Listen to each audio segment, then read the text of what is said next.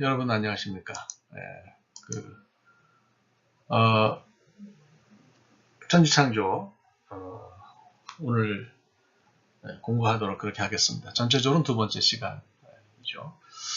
어, 그, 공부를 하기 전에 여러분들이 이제 좀, 의문이 있으신 게 있어서 제가 여러분들에게 조금 설명을 하고 그리고 공부를 해야 될 것 같아요. 우선 이제, 그 강의 보고서인데요. 제가 이제 지난주에 여러분에게 그 무드에 띄워드린 거에는 보고서 플러스 성경 읽기 이렇게 되어 있어서 조금 혼동을 드린 것 같습니다. 죄송하고요.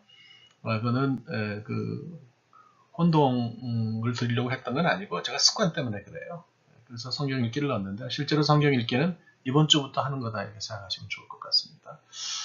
그 다음에 이제 강의 보고를 올리시는 그 시간인데요. 이거는 주일 밤, 그러니까 일요일 밤 11시 59분까지 올리시면 되겠어요. 밤 12시까지 하면 좋은데 제가 그 세팅을 어떻게 하는지 모르겠어요. 그래서 뭐 11시 59분 이렇게 해놔도 큰 문제는 없을 거라고 생각을 합니다. 독서보고에 대해서 또 질문해 주신 분이 있어요. 그 독서보고는 주교재 두 권에 대해서 하는 겁니다. 그래서 학기 전반에는 둘 중에 뭐 하나 골라서 하시면 되고요. 그 다음에 학기 후반부에는 또 역시 나머지 책 하나를 골라서 이렇게 하시면 될 것 같습니다. 그러니까 주교재 두 권만 하시면 되는 거지 다른 책은 더 안 읽으셔도 돼요. 그러니까 두 권만 좀 성실하게 잘 읽으시면 좋겠고요. 뭡니까? 내실 때에 그 형식을 물어보시는 분이 있는데 뭐 독서 보고서 여러분들이 해오신 대로 하시면 될 것 같고요. 처음 하시는 분들은 반 정도, 50% 정도 분량은 요약을 하시고 나머지 50%는 여러분들이 느끼신 거를 그대로 이렇게 하셨으면 좋을 것 같습니다. 하시면 좋을 것 같습니다. 제가 전에 했던 강의가 날아가 버려서 강의 녹음했던 게 날아가서 두 번째 하는 거예요. 목이 아픈데 물 좀 마시고 하겠습니다. 그래서 그렇게 하시면 좋겠고요. 사이즈는 레터 사이즈로 미국이니까 그렇게 하셔야 될 것 같고 그 다음에 그 싱글 스페이스로 하셔가지고 석장을 넘지 않도록 해주세요. 너무 많이 쓰시면 제가 읽기 힘들어요. 저는 꼼꼼하게 다 읽는 편인데 3페이지 이상을 쓰시게 되면 그러니까 4장 막 5장 이렇게 쓰시게 되면 제가 그거 잘 못 읽어요. 그러니까 그냥 석장까지 이렇게 해서 아주 팩업 한다 그러죠. 가방에 물건 넣을 때 차곡차곡 잘 쟁여 넣는 것처럼 내용을 잘 요약하시고 느낀 점 이렇게 쓰시면 좋을 것 같아요. 네. 뭐 석장 쓰신다 그러면 50% 그랬지만 앞에 2장은 요약하시고요. 1장은 느낀 점을 쓰시고 제가 생각할 때는 뭐 그렇게 쓰시면 되지 않을까 이렇게 생각합니다. 그래서 그걸 잘 여러분들이 생각하시면 좋을 것 같아요. 네. 자 그러면 강의를 본격적으로 들어가 보도록 그렇게 하겠습니다. 우선 이제 창세기 1장 1절인데 태초에 하나님이 천지를 창조하셨다. 이 안에 우리가 생각해야 될 부분들이 꽤 상당히 있습니다. 우선 이제 태초에라고 하는 걸 우리가 좀 생각을 해야 돼요. 이거 그러면 태초에 하나님이 천지를 지었다는데 이건 언제 지었냐? 연대기적으로 언제쯤 하나님이 천지를 창조하신 거냐? 이렇게 의문을 가지시는 분들이 있어요. 근데 저는 그런 의문은 조금 이제 그 출발점이 잘못됐다 이렇게 보는 거죠. 왜냐하면 창세기 기자는 우리에게 정보를 줄 때 연대기적으로 이게 뭐 몇 년도에 언제 지어졌다 이런 얘기를 하기 위해서 이 창세기를 쓴 게 아니에요. 그러니까 태초에라는 표현은 하나님이 그냥 세상을 시작하셨다 여셨다 이런 뜻이거든요. 그러니까 이거는 사건 중심이에요. 어떤 사건을 설명한 것이지 이 사건이 언제 일어났냐는 어떤 그 시간적인 관점에는 창세기 기자가 별로 관심이 없어요. 그래서 뭐 어떤 분들은 뭐 그 지구가 창조된 지 만들어진 지 45억 년 됐다 그러는데 제가 지금 이제 작년에 환갑이었거든요. 제가 앞으로 몇 년을 더 살지 잘 모르겠어요. 인간이 길게 살아도 80살, 뭐 90살 이렇게 살죠. 100살 넘어가면 아직도 뭐 여전히 장수했다, 대단하다 뭐 이렇게 얘기하잖아요. 그런데 45억 년이요? 이거 상상할 수 있는 그런 시간이 아니에요. 그러니까 과학이라고 하는 것, 그 과학의 기초는 사실은 하이포테시스죠. 우리말로 번역하면 가설이에요. 그러니까 지구가 만들어진 지 45억 년 됐다는 것도 사실은 가설인데, 이걸 우리가 팩트처럼 그 과학이 얘기를 하니까 팩트로 생각한단 말이죠. 이건 절대 팩트가 아니에요. 뭐 구약시대 기껏해야 몇천 년 전에도 우리가 있지 않았으니 못 믿겠다 그러는 판인데 45억 년 전에 있었던 일은 아무 의심 없이 믿는단 말이죠. 그것도 우리가 좀 생각해 봐야 될 부분이에요. 그래서 제가 생각할 때는 창조론과 진화론을 놓고 둘 중에 하나를 우리가 선택해야 하는 문제이고, 어떤 것이 예를 들어서 뭐 창조론은 이거는 무슨 SF 소설 같고, 그다음에 진화론은 이거는 과학이다 이렇게 생각해서 그쪽에 점수를 더 주는 건 저로서는 이제 좀 생각하기가 좀 어려운 것 같아요. 처음에 우주가 이게 씨드, 조그만 씨앗 같았는데 이것이 빅뱅이 있어가지고 터진 다음에는 빛의 속도로 확 확장이 되면서 점점점 우주가 넓어지고 있고, 지금도 뭐 빛의 속도를 계산해 보니까 우주가 넓어지고 있다. 그래서 우주의 외연은 계속해서 확장되고 있다는 건데요. 저는 그 얘기 들을 때마다 그런 거 우주밖에는 뭐가 있냐 이런 생각이 들고요. 그 다음에 우주의 외연이 확장되고 있다는데 그 외연에 인간이 가봤냐고요? 그 우주의 끝에 가본 적이 없어요. 예. 광년으로만 따져도 엄청난 광년을 가야 되는데 인간은 이제 겨우 화성에 무인 탐사선 보내는 정도잖아요. 예. 그러니까 그런 그 하이포테시스가 팩트로 증명이 되기 전에는 사실 과학자들은 이걸 팩트인 것처럼 얘기하면 안 된다. 저는 그런 생각이 듭니다. 그래서 빅뱅 티어리도 이것도 뭐 상대성 원리에 기초한 하나의 하이포테시스라는 것을 여러분들이 좀 잘 생각을 하셨으면 좋겠어요. 그래서 이거에 너무 많이 넘어가지 마시면 좋겠고요. 그 다음에 이제 성경은 또 과학책이 아니잖아요. 과학책이 아니기 때문에, 그럼 과학책이 아니면 뭐냐? 과학책이 아니면 인간에게 그 구원을 선물하시려는 하나님의 뜻과 생각이 담긴 책이 이게 성경입니다. 성경은 구원에 관한 책이지 과학책이 아니에요.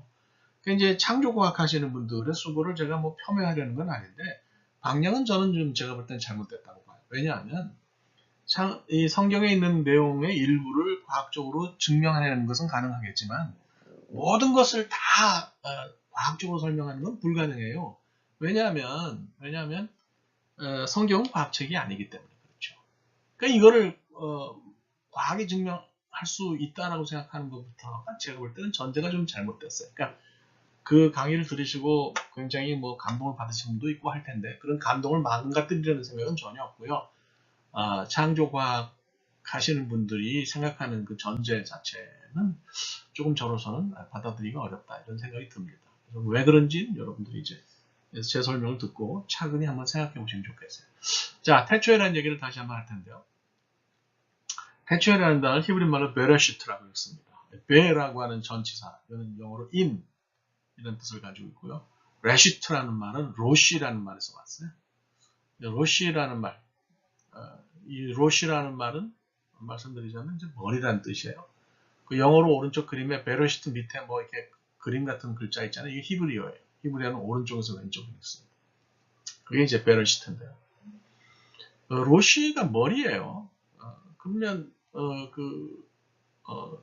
머리에 하나님이 천지를 창조하셨다 이런 뜻이 거죠. 직역하면 조금 더 풀어서 하면 역사의 머리에 어떤 인간 삶의 시작의 머리에 하나님이 천지를 창조하셨다. 이렇게 우리가 이제 이것을 볼 수가 있는데요.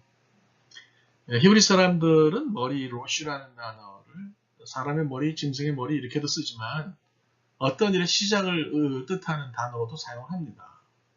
그래서 이 사람들은 설날, 지금 뭐 한국 설날이죠. 지금 뭐 다 설 연휴라서 뭐 다 쉰다고요. 여기 미국에서는 전혀 신경을 안 쓰는데 어쨌든 이 설날을 히브리 사람들은 뭐라고 부르느냐면 로시 하샤나라고 부릅니다. 로시는 머리란 뜻이고요. 하는 정관사 더고요. 샤나는 ear 그런 뜻이에요. 그러니까 한 해의 머리 그런 뜻이에요. 한 해의 머리가 무슨 뜻이에요? 시작이라는 거죠. 한 해가 시작되는 날이라는 거죠. 그래서 만나면 샤나토바 그러고 인사를 해요. 샤나라는 말은 말씀드린 것처럼 한 해라는 뜻이고 토바는 토브, good. 좋다라는 뜻의 여성형 형용사예요. 그러니까 샤나라는 말 자체가 여성형 명사이기 때문에 형용사도 여성형으로 붙어요. 그래서 샤나토브 그러지 않고 샤나토바 그럽니다. 재밌죠? 그래서 이제 이 사람들이 샤나토바 그러면 이게 우리말로 하면 새해 복 많이 받으세요 라는 뜻이고요. 영어로 하면 Happy New Year 뭐 이런 뜻 정도가 될 거예요. 그래서 이제 하나님이 태초에 천지를 창조하셨다는 얘기를 우리가 좀 잘 이해해야 되겠다 생각이 듭니다. 그 다음에 이제 동사 얘기를 좀 하겠는데요. 하나님 창조하셨다 그러잖아요. 천지는 온 세상을 창조하셨다는 뜻은 아니고 et 하샤마임 ve et 하아렛. 샤마임은 하늘이고 아렛은 땅이에요. 천지는 하늘과 땅을 창조하셨다는 말입니다. 그래서 중간에 비어 있는 거죠. 예, 그래서 여러분들이 그렇게 생각하셔야 되는데 창조하셨다라는 표현에 쓰인 히브리 말이 바라예요. 바라 동사인데요. 여기 오른쪽에 이제 제가 이 히브리어를 갖다 붙여놨어요. 이게 create 창조하다라는 뜻인데 이건 굉장히 독특한 게 하나님만이 주어가 될 수 있는 그런 동사예요. 왜 그러느냐? 재료가 있는 상태에서 재료를 가지고 우물딱쭈물딱해서 만드는 것을 바라라고 그러지 않아요. 그는 아사라 그럽니다. make로 번역하는 그런 동사예요. 그러니까 아사, 무슨 재료가 주어지고 그 재료를 가지고 뭔가 만드는 그런 동사는 사람도 주어가 될 수 있고 하나님도 주어가 될 수 있는데 바라라고 하는 동사, out of nothing, 아무것도 없는 데서 뭔가 만들 때는 이거는 바라라는 동사였어요. 그리고 그렇기 때문에 인간은 아무것도 없는 데서 뭘 만들 수가 없잖아요. 그래서 인간이 주어가 될 수 없고요. 하나님만이 주어가 될 수 있어요. 그래서 우리가 이걸 라틴어로 하면 ex nihillo라 그래요. ex는 from, out of 그런 뜻이고 nihillo는 nothing이에요. out of nothing, from nothing, God created the heaven and earth out of nothing, from nothing 뭐 이런 뜻이 되는 거죠. 그러니까 하나님이 무로부터 창조하신 거죠. 이걸 의미하는 단어가 바로 바라라고 하는 단어예요. 그래서 저는 이걸 묵상하다 그런 생각도 들더라고요. 하나님이 아무것도 없는 데서 이렇게 천지도 창조하시고 사람도 창조하셨다면 곧 인간의 삶에서 아무것도 없는 그런 상태에서도 하나님 뭔가 만드실 수 있는 분이로구나 그런 생각이 저는 들었습니다. 그러니까 우리 삶이라는 게 그렇지 않아요. 우리 삶이라는 게 정말 우리 눈으로 보면 아무것도 없는 것 같고 텅 빈 것 같고 한심한 것 같은데 거기서 하나님이 뭔가 삶의 의미를 만드신단 말이에요. 우리가 태어날 때 뭐 가지고 태어났어요? 또 우리가 살면서 보면은 다 무너져서 아무것도 없는 것처럼 느껴질 때가 있잖아요. 미국에 와서 사는데 미국에서의 삶이 뭐 그렇게 한국에서 삶보다 해피하지 않아요. 예. 어떻게 보면 정말 완전히 무로부터 시작하는 그런 삶인 것 같은데 거기서 하나님이 뭔가를 만드신다는 걸 우리가 믿어야 된다. 마라 하신다. 마라 하신다는 것을 믿고 그리고 하나님과 함께 걸어가는 그런 삶의 모습이 우리에게 필요하다. 이런 생각이 듭니다. 그래서 하나님이 무로부터 뭔가 만드신다는 것을 여러분들이 좀 잘 기억하시면 좋겠어요.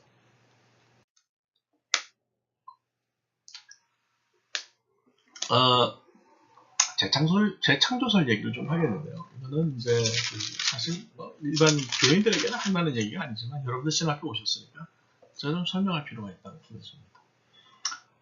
그 창세기 1장 1절과 2절 사이에 갭이 있다. 시간적으로 갭이 있다. 사건적으로 갭이 있다. 이렇게 보시는 분들이 있어요. 이 얘기를 제일 열심히 하고 다닌 게 이게 19세기에 그 토마스 찰머스라고 하는 그런 그 사람인데요. 저 1절과 2절 볼게요. 태초에 하나님이 천지를 창조하십니다. 하나님이 창조하신 하늘과 땅은 어떨까요? 아름다울까요? 여러분 생각해봐요. 하늘과 땅만 만들어놓고 가운데는 아무것도 없잖아요. 텅 비었잖아요. 그러니까 2절이 당연한 거예요. 땅이 혼돈하고 공허하고 흑암이 깊음 위에 있고 하나님의 영은 수면 위에 운행하신다.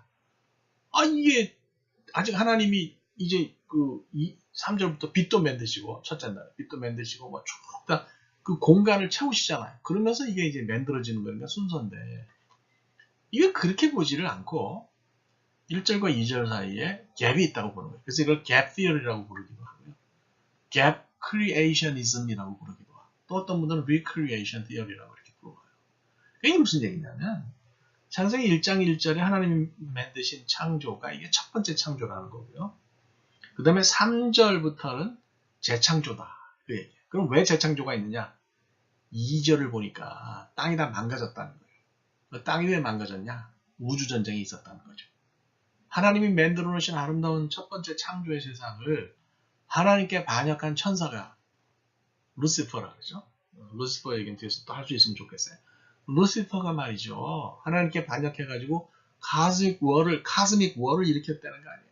예, 핵전쟁 말만 들어도 끔찍하잖아요. 그거보다 더 심각한 전쟁이 있었다는 거예요. 그래서 하나님이 이기시긴 했지만 땅이 다 망가지고 창조된 그 세상이 다 망가져서 땅이 혼돈하고 공허하고 흑암이 깊음 위에 있다. 이렇게 됐다는 거예요. 이게 이 사람들 얘기예요.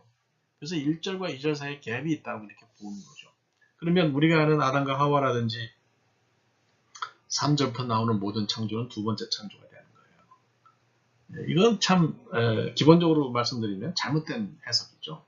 받아들이지 않습니다. 이런 얘기를 하면 우리는 이걸 이단이라고 그렇게 이야기를 해요. 그러니까 이런 얘기를 들으시면 여러분들이 이거 그냥 듣고 넘어가시라고 제가 말씀을 드리는 거예요. 그 갭 티어리를 주장하시는 분들은요. 첫 번째 창조에서도 사람이 만들어졌다고 주장을 하고요. 첫 번째 창조에서 만들어진 사람들이 아주 독종이었기 때문에 우주전쟁에도 살아남아서 뒤에 그 존재를 드러낸다고 그래요. 그게 뭐냐면 이제 창세기 6장이에요. 창세기 6장 지금 성경을 가지고 피고 있는데 창세기 6장을 보면은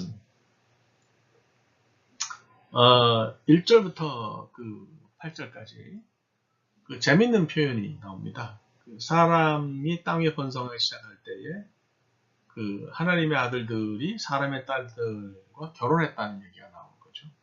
그래서 이분들은 그 하나님의 아들들을 첫 번째 창조에서 살아남은 인간의 후손이라고 봅니다. 근데 사람의 아들들은 아담과 하와의 후손이라고 이렇게 보는 거예요. 그 둘이 결혼했다는 거예요. 야, 참 보면 신기하죠. 딱딱 맞는 것 같죠. 예, 하나님의 아들이 뭔지 막 그냥 정체가 나오는 것 같죠. 여러분 이런 얘기 흥분하지 마시기를 바라요. 예, 이게 뭐 딱딱 맞아 들어가고 이런 거는 성경 모든 것을 다 알아야 된다 이런 거는 오히려 굉장히 이단적인 거예요. 이게 성경이 이게 3,500년 된 옛날 거거든요. 클래식이에요. 이거 히브리어 이거 어떻게 다 알겠어요? 알 수가 없는 거예요. 이걸 모르는 부분이 있다고 말하는 게 정확한 거지. 이거를 맞춰가지고 딱딱 맞다 그러면 이게 신기하긴 한데 옳은 건 아니에요. 여러분 신기한 건 너무 따라가면 신기가 들려가지고 나중에 무당되고 말아요. 그건 아닌 거예요. 신천지도 보면 이거를 딱딱 그냥 비유풀이 해가지고 앞뒤를 맞춰서 짝이 있다 그러면서 기가 막히게 설명하잖아요. 그런 게 옳은 게 아니라는 얘기예요. 조심하셔야 된다. 네. 그래서 우리가 진지하게 모르는 건 모르는 남겨놓고 성경을 해석할 줄 알아야 된다 이렇게 생각해요. 그건 창세기 6장은 이건 어떻게 생각해야 되느냐. 클라우스 베스터만이라고 하는 독일의 구약학자가 설명을 했어요. 창세기 6장 앞부분은 운석과 같은 본문이라고 했어요. 운석이 뭐예요? 운석이라고 하는 것이 말하자면 그 우주에서 지구로 날아든 지구 밖에서 날아든 돌들이잖아요.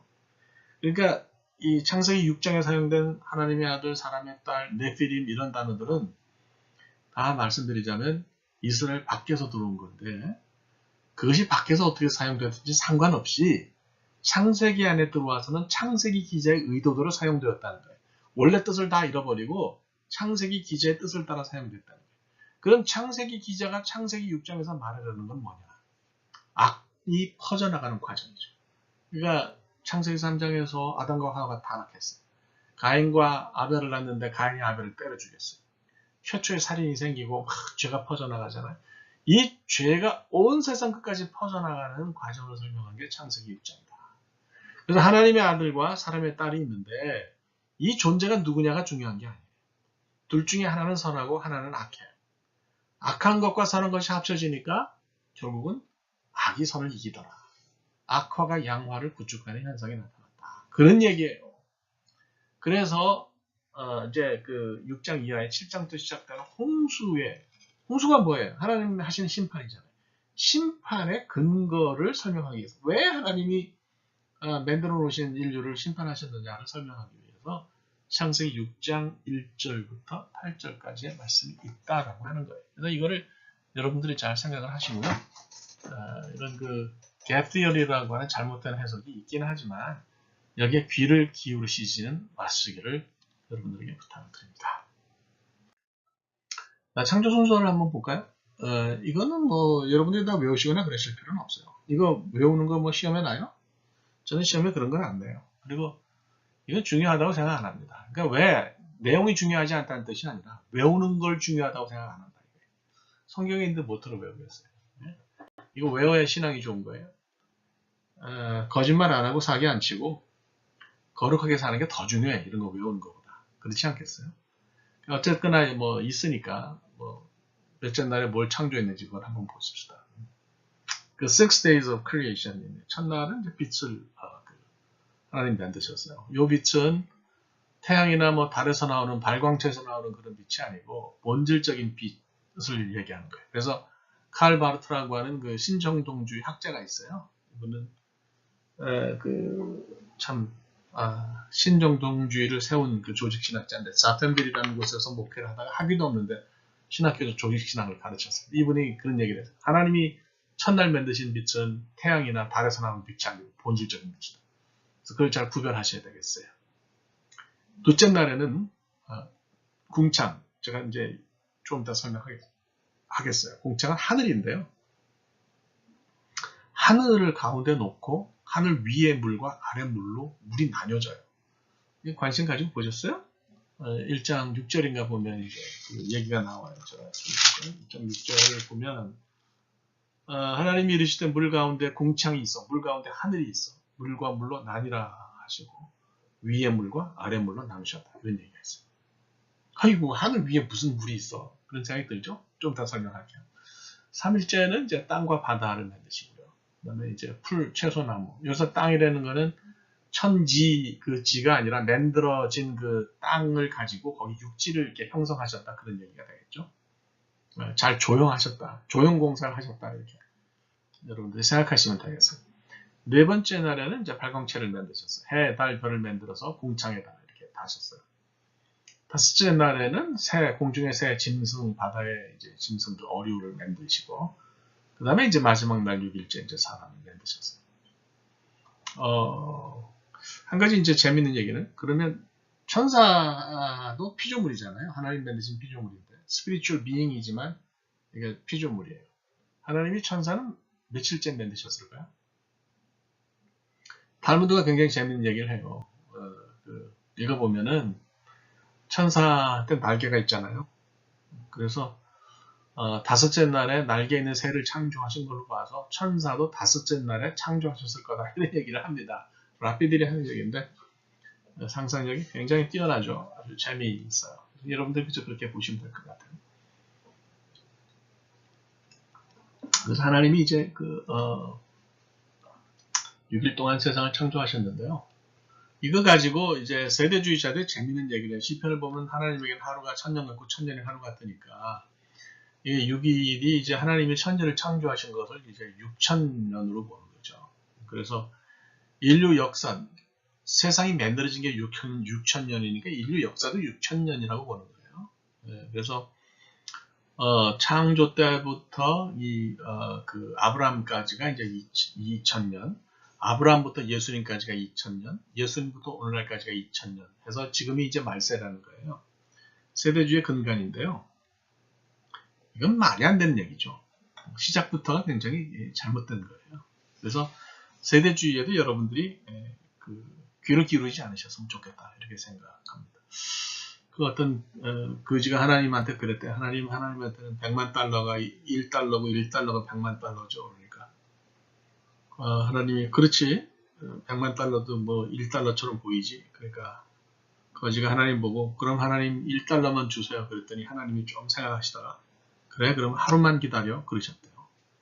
하루는 1000년이니까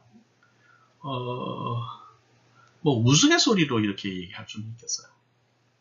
그런데 이 전제가 조금 너무 허황되다 생각을 제가 금할 수가 없어요. 여러분들 이거 잘 생각하시면 좋겠습니다. 궁창 얘기를 좀 할게요. 궁창은 이제 휜 하늘이라는 뜻이고요. 휘었다. 둥그렇게 휘어. 우리가 보고 있는 하늘이 이렇게 둥그렇잖아요. 그래서 휘었다. 이렇게 보고요. 그 다음에 이것의 성격은 기체가 아니고 고체라는 거죠. 우리가 생각할 때는 하늘이 기체로 되어 있지만은 고대 이스라엘 사람들이 본 하늘은 딱딱한 천장과 같은 그런 고체였다. 그래서 라틴 말로 firmamentum, 영어로는 firmament라고 해요. 그래서 넓은 그러나 이제 고체로 만들어진 어떤 그런 천장을 궁창이라고 한다 이렇게 보는 거죠. 그 왜 이 사람들은 이거를 그 딱딱한 그 고체로 봤을까요? 거기 이제 우리가 천장 지붕에다가 지붕이 아니라 천장에다가 뭐 전구 달잖아요. 밤하늘을 보면 별도 있고 달도 있고 낮에는 태양도 달려 있고 그러니까 저런 것들이 달려 있으려면 천장 같아야 된다 그래서 이렇게 생각했다 그래요. 굉장히 흥미롭죠. 하나님이 그렇게 만드셨다는 게 아니고 하나님이 만드신 건 오늘날 우리가 이해하는 이런 지구를 만드셨는데 이거를 이제 고대 이스라엘 사람들이 그렇게 이해했다고 하는 뜻입니다. 여러분 오해가 없으시기를 바랍니다. 자, 중요한 거는요. 그 윗물, 궁창 위의 물과 아랫물의 존재인데 제가 그 오른쪽 그림 보면 좀 설명을 할게요. 유대인들은 전통적으로 하늘을 세 개로 구별해요. 그래서 이제 1층 천은 그 바로 궁창 아래의 하늘입니다. 그래서 여러분 여기 그림에서 보시면 5번이 궁창이에요. 5번이 궁창. 여기는 직선으로 되어 있지만 하여튼 둥그렇게 휘어 있는 거라고 보시면 되겠죠. 그래서 그 궁창 아래의 공간이 1층 천이에요. 요한계시록에서 하나님하고 그 천사들이 한판 붙는 그 장소죠. 공중 권세를 가졌다 말할 때 그 공중이 1층 천이에요. 1층 천은 1번, 그러니까 즉 궁창 위에 물이 있는 그 하늘을 가리켜요. 그래서 이게 2층 천이고요. 그 위에 보시면 아치형으로 되어 있어 highest heaven이라고 되어 있잖아요. 저거는 물리적인 장소는 아니고 제일 높은 3층 천이죠. 소위 사도 바울이 갔다 왔다고 하는 세 번째 하늘이 저기예요. 그래서 유대인들의 사고방식이 이렇게 이걸 세 개로 나눈다는 거예요. 근데 중요한 것은 2층 천에도 물이 있고 1층 천에도 물이 있다라고 보는 거죠. 그러면 여러분들 보시면 아시겠는데 거기 2번, 3번, 4번을 보면 박스가 있잖아요. 그건 뭐겠어요? 재밌게 이제 스토리지라고 본 거예요. 그래서 2번은 storage of snow, 눈 창고가 있고요. 3번은 storage of hail, 우박 창고도 있고요. 네 번째는 rooms for the winds, 바람 창고도 있는 거예요. 그 왜 이런 것들이 다 위에 있다고 생각하겠어요? 비 오잖아요, 비. 위에서 물이 떨어지면 위에 뭐가 있는 거예요? 물이 있는 거죠. 위에서 우박이 떨어지면 위에 우박이 있는 거예요. 위에서 눈이 떨어지면 위에 눈이 있는 거예요. 바람이 위에서 불어 내려오면 바람이 위에 있는 거죠. 그렇죠? 그래서 이 사람들은 이렇게 생각했어요. 상당히 사실은 논리적이고 과학적인 거예요. 오늘날 우리가 내리는 비를 이상하게 생각 안 하는데 사실 생각해보면 수증기가 구름 속에 있다가 점점 농도가 짙어지면서 구름이 무거워진 비가 오잖아요. 그것도 신기한 거예요. 위에 물이 떠 있는 거거든요. 위에.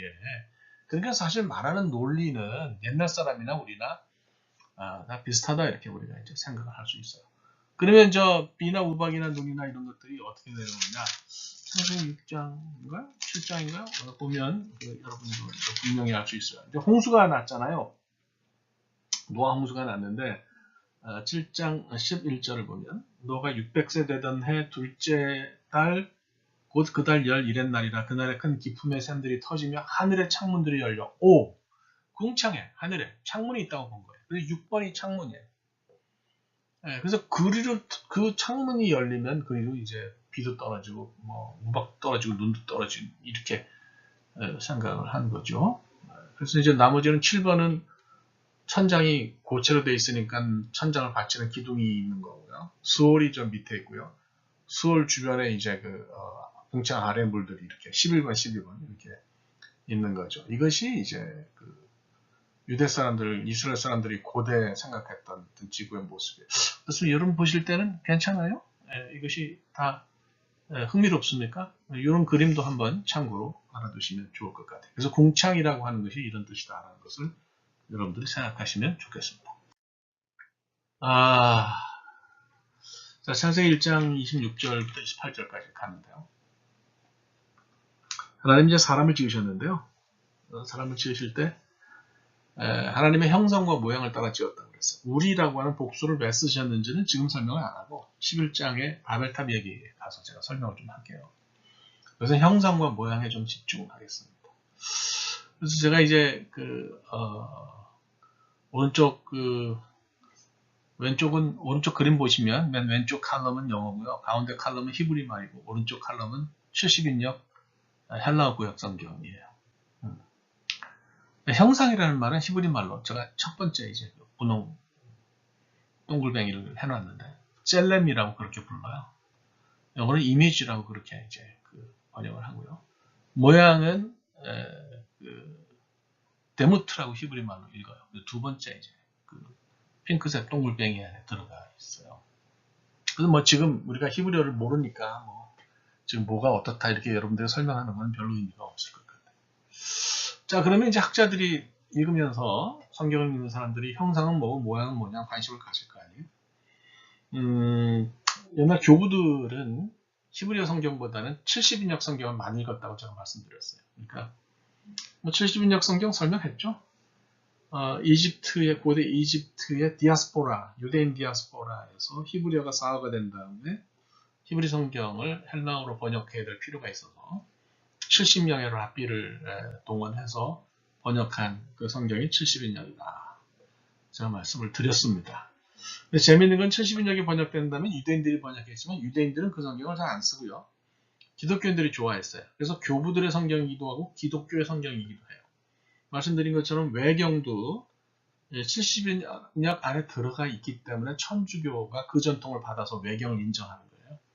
우리는 종교개혁 이후에 히브리 성경으로 돌아갔기 때문에 외경을 인정하지 않게 된 거죠. 자, 70인역을 보니까 셀렘은 뭐라고 번역했냐 하면은 에이콘, E-I-K-O-N, 에이콘이라고 번역을 했어요.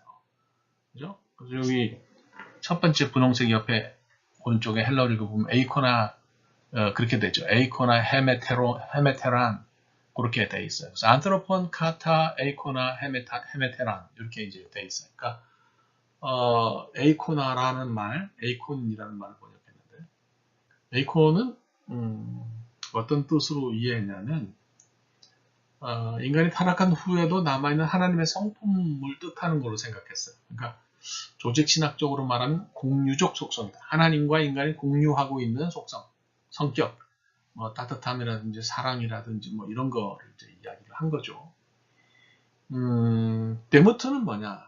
여기 보면 카이캇 호모이오신 그렇게 해놨는데 호모이오시스라고 하는 말로 이거를 70년이 번역을 했어요. 그 호모이오시스는 호모이오시스 H-O-M-O-I-O-S-I-S 이거는 조직신학적으로 말하면 비공유적 속성으로 생각을 했어요.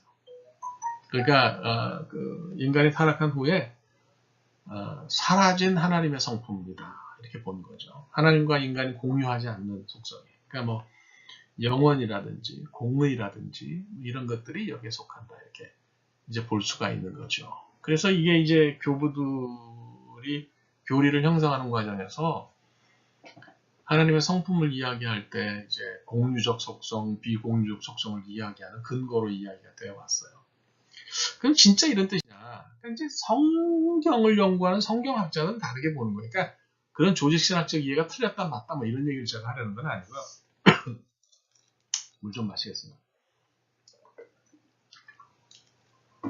히브리 문학적 이해에서 볼 때는 이게 전혀 그런 뜻은 아니라고 볼 수 있는 거죠. 히브리 문학의 특징이 있어요. 그게 뭐냐면 같은 의미를 가진 다른 단어를 중복해서 쓰는 거예요. 이게 특별히 이제 시편에 많이 나오는데요. 한 얘기는 하나를 하는 거예요. 그런데 그걸 표현하기 위해서 다른 단어, 그러나 같은 개념을 가진 그 다른 단어를 연결해서 쓰는 거죠. 그죠? 그러니까 단어가 다른 단어가 쓰여졌다고 해서 그 뜻이 뭐냐? 독립적이고 개별적인 의미를 가지고 있는 게 아니고 한 가지를 의미한다는 거예요. 그러니까 하나님의 형상과 하나님의 모양으로 창조됐다는 것은 형상은 뭐고 모양은 뭐냐 이렇게 따질 것이 아니고 얘기는 하나다 그 얘기예요. 그럼 그 얘기는 뭐냐? 하나님이 통치권을 위임하셨다라는 얘기다 그 얘기예요. 통치권을 위임하셨다. 네. 그러니까 하나님께서 하나님의 성품 가운데 인간을 만들어 놓고 거기다 집어넣으신 하나님을 닮은 모습을 인간에게 주신 것은 세상을 다스리는 권한이라 그 얘기예요. 하나님 세상 만들어 놓으시고 하나님 다스리셔야 되는데 인간을 창조하고서는 인간에게 세상을 다스리는 권한을 넣어주셨다.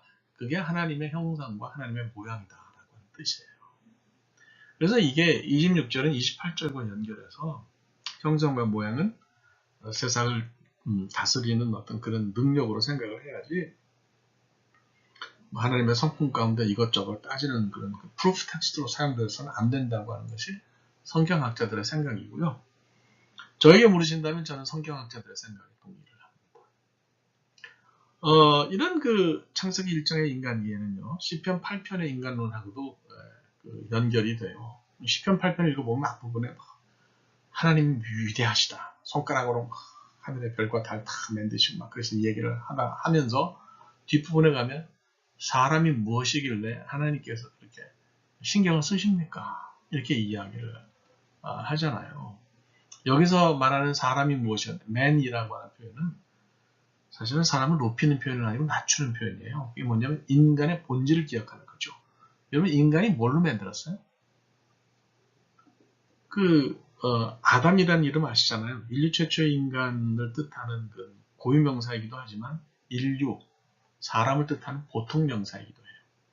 그럼 사람이라는 보통명사가 왜 아담일까요? 아다마에서 와서 그래요. 아다마는 땅, 흙이라는 뜻이에요. 흙에서 왔거든요. 흙에서 왔기 때문에 아다마에서 왔기 때문에 아담이라고 불리는 거예요. 그러니까 본질이 뭐냐면 흙이에요. 흙. 보잘것없는 거예요. 아무것도 아니, just nothing. 정말 뭐 흙덩어리잖아요. 흙덩어리. 예? 그 아무것도 아닌 거예요. 그럼 아무것도 아닌 그 사람을 보면서 왜 질문을 던질 수 있는 거죠. 시편 8편 그림에 What does it mean to be made in the image of God? 하나님의 형상으로 지어졌다는 것은 흙인 인간을 보면서 그런 얘기를 한다는 것은 무슨 의미가 있습니까? 흙으로 지어진 이 보잘것없는 인간이 무엇이길래 하나님께서 그렇게 신경을 쓰십니까? 무슨 뜻이에요? 인간이 흙으로 지어진 그 자체로 남아있으면 아무것도 아니에요. 하나님을 알지 못하는 그런 상황 속에서는 인간이 아무것도 아니다. 그런데 하나님을 알면 시편 8편의 고백에 의하면 하나님보다 조금 못한 존재로 격상하는 거예요. 시편 8편의 후반부에 가면 격변하는 거죠. 인간 존재가 정말 한마디로 출세하는 거예요.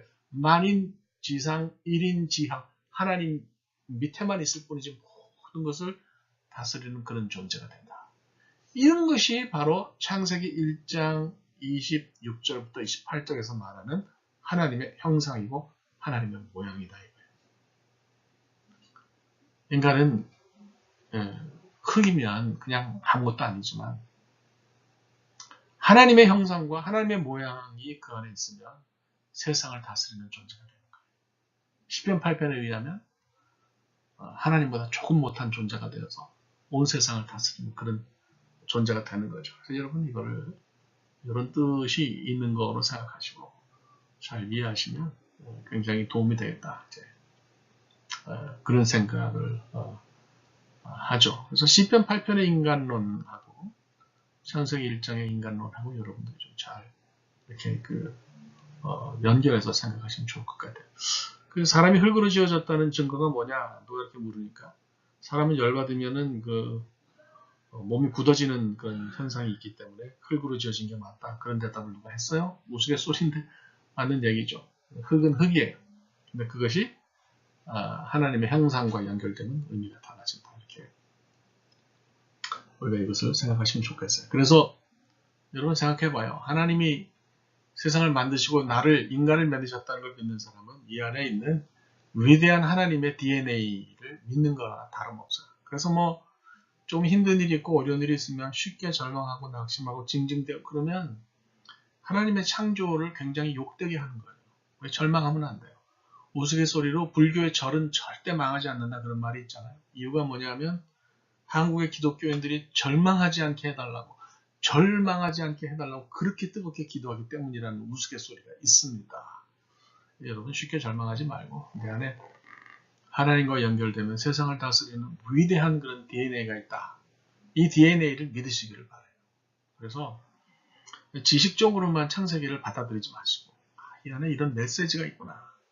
내가 아무것도 아닌 존재가 아니구나. 나는 정말 귀한 존재고 하나님이 너무너무 사랑하시는 그런 존재고 나는 의미가 있는 그런 존재로구나 하는 것을 여러분들이 잘 이해하시면 좋겠어요. 그래서 그것을 좀 깊이 받아들이시기를 소망합니다. 다시 한번 창세기 1장과 시편 8편의 인간론을 여러분 연결해서 잘 이해하시길 바라요. 창세기 2장을 이제 여러분들이 좀 보셔야 되는데 창세기 2장을 보시면 드시는 생각이 뭐냐면 통독하시는 분들이 1장에 천지창조 얘기 나오고 사람 지은 얘기 다 나옵니다. 2장에 또 아담과 하와를 지은 얘기 나온다. 이거 왜 반복되느냐 이런 생각을 하실 수가 있는데 단순 반복이 아니에요. 이건 히브리 사람들의 문학 양식을 이해하면 충분히 이해할 수 있는 일이에요. 히브리 사람들은 글을 쓸 때 두 갈식을 사용해요. 그건 뭐냐면 제목이나 아웃라인을 다 잡아놓고요. 맨 처음에. 그 다음에 거기서 핵심되는 내용을 잡아가지고 거기에 포커스를 맞춰서 자세하게 설명하는 것이 이 사람들이 글을 쓰는 스타일이에요. 그러니까 창세기 1장은 창조의 대략이죠. outline이에요. outline of creation이에요. 그 아웃라인을 잡아놓고요. 창조를 여러 가지를 하셨어요. 그 중에서 제일 핵심이 뭐겠어요? 주인공은 맨 마지막에 나타나잖아요. 사람이에요, 사람. 사람이 그 창조의 핵심이잖아요. 그러니까 그 핵심인 인간 창조에 대해서 창세기 2장은 자세하게 설명을 하는 거죠. 그렇게 이해하시면 돼요. 아, 그렇구나. 자세하게 이렇게 인간 창조에 대해서 다시 설명하는 거구나. 이렇게 생각해야지 이거는 1장과 2장이 서로 다른 자료에서 소스에서 왔기 때문에 이렇다 이렇게 생각하는 거는 좀 그래요. 창세기를 이렇게 책으로 엮은 사람이 바보겠어요. 그렇게 아무것도 모르고 연결했겠어요. 그런 건 아니라는 거죠. 그래서 1장과 2장은 서로 연결된다 이렇게 볼 수 있어요. 그러면 이제 문제가 되는 것이 창세기 2장 19절인데요. 제가 2장 19절 한번 볼게요. 2장 19절에 이런 얘기했어요. 여호와 하나님이 흙으로 각종 들짐승과 공중의 각종 새를 지으시고 아담이 무엇이라고 부르나 보시려고 그것들을 그에게로 이끌어 가신다. 역사 비평학자들은 창세기 1장의 그 소스와 2장의 소스가 다르다고 보거든요. 그 증거로 1장에서는 인간이 맨 마지막에 창조가 됐는데 2장에서는 아담을 먼저 만들고 나중에 짐승과 새를 만들었다 이렇게 생각해요. 2장 19절이에요. 2장 19절을 보면 어떤 느낌을 받냐면 아담은 이미 존재하는데 나중에 하나님이 흙으로 들짐승과 공중의 새를 지었고 그것들을 아담에게로 데려온 것처럼 그렇게 그런 느낌을 받게 돼 있다는 거예요. 그러면 틀리는 거죠. 순서가 헷갈리잖아요. 그럼 정말 틀리냐? 그렇지 않다는 거예요. 시제를 잘 봐야 돼요. 새를 만든 시제와 아담을 만든 시제가 달라요. 그래서 그 히브리어 시제에 대해서는 이제 우리가 히브리 신탁스를 공부를 해보면 아는데요. 히브리어는 기본 시제가 이제 과거하고 미래 두 개밖에 없는데 perfect하고 imperfect 이렇게 나누죠. 근데 이제 신탁스를 연구하는 학자들이 시제를 거기서 다 그 안에 있다는 걸 발견을 했어요. 그래서 과거도 그냥 과거만 있는 게 아니라 대과거가 있다는 걸 밝혀냈죠. 이걸 영어로는 pluperfect라고 해요. 그러니까 이제 고등학교 때 배울 때는 과거 완료 had 플러스 과거분사 pp 이런 그 공식을 가지고 있잖아요. 예. 이게 진짜 옛날 아주 제일 먼 과거죠. 대과거 pluperfect나 과거 완료죠. 예. 그런 거죠. 그래서 이거를 연구를 해보니까 19절에서 들짐승과 공중의 새를 지으셨다는 것은 대과거 시제에 딱 맞는다는 거예요. 그 다음에 아담이 무엇이라고 부르나 보시려고 할 때 부른다라고 하는 거는 이거는 과거 시제라는 거예요. 아담을 만든 것 자체가 과거 시제라는 거예요. 그래서 이게 정리를 이렇게 하면 굉장히 재밌어요. 아담을 만든 거는 과거고요. 짐승과 새를 만든 건 대과거면 뭐가 더 먼저 만들어진 거예요? 짐승과 새를 만든 게 더 먼저 만들어진 거 아니에요? 그러면 순서가 전혀 헷갈리지 않죠. 그럼 이게 김 목사님이 혼자 하는 얘기 아니냐? 아닙니다. 여러분 그 영어 번역 가운데 NIV가 있어요.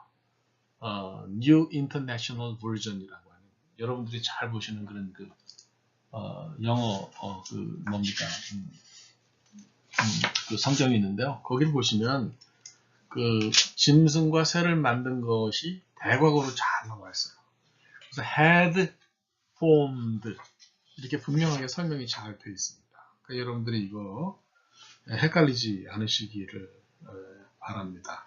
그러니까 그 물론 역사 비평학을 받아들이는 어떤 그런 그 성경, 예를 들어서 Revised Standard Version 같은 거는 New Revised Standard Version, NRSV 같은 거는요, 이거를 대과거로 안 해놨어요. 그냥 과거로 해놨어요. 그럼 뭐 그 사람들의 입장이 이제 그런 입장이기 때문에, 아니 뭐 그 창세기 1장과 2장은 서로 다른 소스에서 왔다 이렇게 생각하면 이 사람들이 이거를 그렇게 할 이유가 대과거를 쓸 이유가 없는 거예요. 그만큼 그 신앙적인 관점의 차이가 결국은 신학적인 결과를 맺는다 이렇게 볼 수가 있어요. 여러분들은 역사 비평학에 경도되지 않기를 바랍니다. 성경을 있는 그대로 보고 이 성경 안에 통일성이 있다고 여러분들이 생각하시면 좋겠어요. 네. 이제 마지막 얘기로 넘어갈 텐데요. 아담이 만들어진 하와를 보고서 이제 한 고백이죠. 살 중에 살고 뼈 중에 뼈고. 이거는 이제 그 히브리어 표현 가운데서 최상급이에요. 그러니까 영어로 하면 the most 그런 거죠. 혹은 EST를 붙이는 the 플러스 EST를 붙이는 그런 스타일인 거죠. 그래서 이건 이렇게 번역한 건 너무 직역이고요. 우리말로 이렇게 번역하면 정말 이쁘네. 정말 끝내주네. 나한테 딱 맞는 그런 배우자네. 뭐 이런 고백이 돼야 되는 거죠. 그런 표현인 거죠. 하나님께서 아담을 지어놓으시고 이제 옆구리에서 뭔가 뽑으셨잖아요. 그걸 이제 갈비뼈라고 그렇게 이야기하는데 히브리어로 이제 그 단어를 찾아보면 갈비뼈라고 돼 있어요. 근데 그게 진짜 갈비뼈냐? 그건 아니고요. 허리에 있는 something이에요. 허리에 있는 뭔가라는 뜻이에요. 근데 그게 허리에 뭐 뽑아낼 수 있는 게 갈비뼈밖에 없잖아요. 그러니까 우리가 이제 그렇게 해석을 하는 거지 사실은 뭔지는 몰라요. 하나님께서 그 허리에서 뭔가 뽑아가지고 이제 하와를 만드셨는데요. 탈무드는 그 이유를 그렇게 설명해요. 여자를 만들 때에 머리, 뇌에서 뭔가 뽑아서 만들었으면 남자 머리 위에 있으려고 하고, 그 다음에 다리에서 뼈를 뽑아서 만들었으면 남자에게 종속됐을 텐데 허리에서 만든 이유는 서로 동등한 존재가 되라고 그렇게 만드신 거다. 그런 얘기예요. 남자와 여자는요, 펑션은 달라요. 저는 분명히 펑션 다르다고 생각합니다. 근데 이제 이 동등하다라고 하는 것이 퀄리티에 있어서 동등한 거지 펑션이 동등하다는 건 아니에요. 남자의 머슬은 여자의 머슬보다 좀 더 강하죠. 아무래도 일반적으로. 그러니까 서로 이제 그 대신에 그 여자는 훨씬 섬세하고 뭐 그렇잖아요. 여러분 그 자동차 그 파킹을 할 때에 남자들이 파킹을 잘하고 여자들이 잘 못해요. 여자들이 못나서 그런 게 아니에요. 남자들은 사물을 볼 때 이걸 분리해서 보는 어떤 그런 것이 뛰어나고 여자들은 통합적으로 보거든요. 그렇기 때문에 빈 공간하고 자기 차가 들어가는 공간하고 이걸 구별을 잘 못해서 파킹이 어려운 거예요. 못나서 그런 게 아니에요.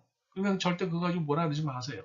그러니까 이게 무슨 얘기냐면 여자는 통합적인 사고를 가지고 있기 때문에 그런 면에서 남자보다 더 나을 때가 있어요. 남자는 분리해서 보니까 더 논리적일 수가 있죠. 여자는 더 통시적일 수가 있어요. 그러니까 이게 서로 펑션이 다른 거지 퀄리티가 다른 게 아니에요. 그래서 레벨이 다른 게 아니에요. 이거를 잘 이해를 하고 하나님께서 만들 때 이걸 남자와 여자는 동등하게 만드셨다 이렇게 잘 생각해야 돼요. 뭐 우스갯소리로 아담과 그러니까 남자와 여자가 싸우면 누가 이기냐? 남자는 흙이고 여자는 뼈가 들어가 있는 본 차이나기 때문에 부딪히면 흙이 깨진다. 이게 무조건 남자가 진다. 뭐 이런 우스갯소리를 해요. 사실 요즘 남자들은 좀 여자들한테 좀 많이 지죠. 어떤 분이 그랬어요. 한국은 북의 사회를 가장한 목의 사회다. 이런 얘기를 했어요. 그것도 옳은 건 아니에요. 남자가 눈치 보는 그런 가정도 옳은 건 아니고요. 남자 큰 소리 치는 그런 가정도 옳은 건 아니에요. 오늘 신문을 보니까 한국의 어떤 가정이 이제 남자가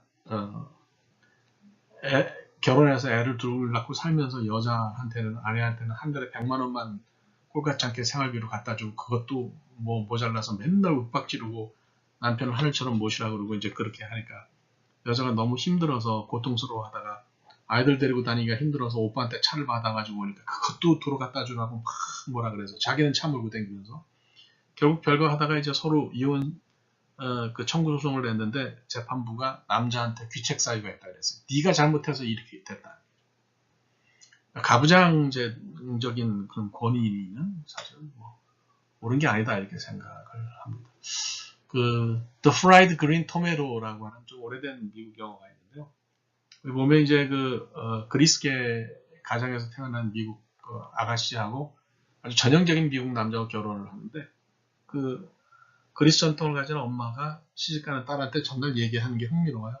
아, 너는 그 남자는 머리고 너는 목이라는 것을 잊지 마라. 머리는 항상 목 위에 있단다. 그런데 더 중요한 거는 머리는 목이 돌아가는 대로 돌아가.